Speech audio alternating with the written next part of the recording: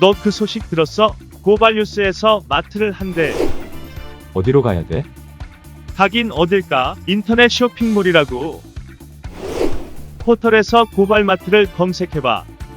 어마어마하게 많은 제품들이 은하계 최저가로 공급되고 있어. 고발마트 함께 해주시면 정말 감사하겠습니다.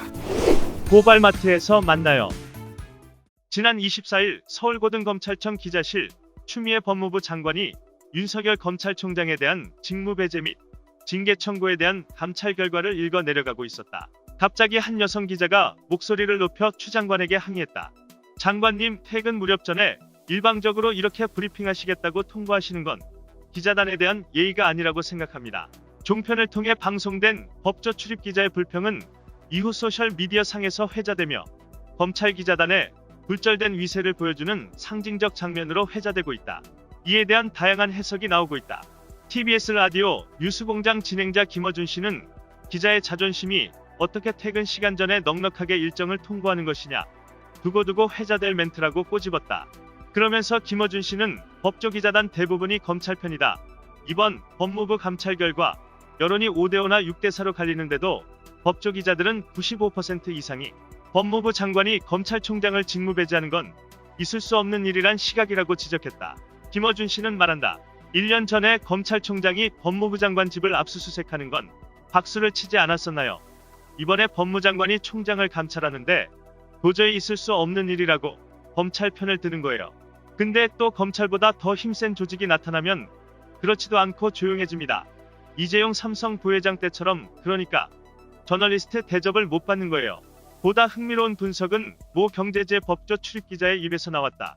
게으른 기자들이 일하기가 귀찮아서가 아니라 언론사의 마감 시간이 얼마 남지 않은 시간에 브리핑을 기습 통보하고 질문도 받지 않은 추 장관의 행태와 의도가 더 문제라는 지적이었다. 하지만 이 또한 웃기는 소리다.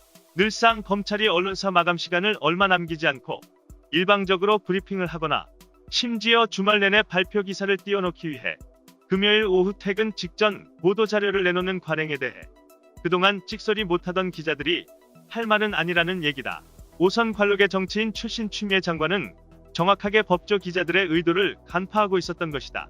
따라서 이 같은 비판을 감수하면서 퇴근 전 브리핑을 강행한 것으로 보인다.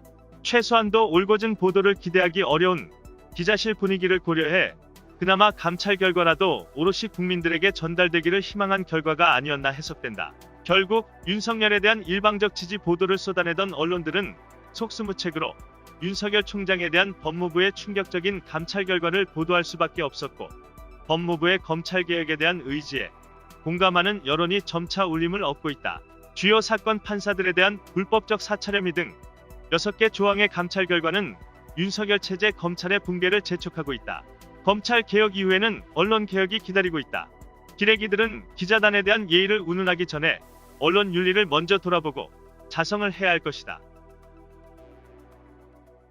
이상 뉴스 검색이었습니다. 구독과 좋아요 부탁드립니다.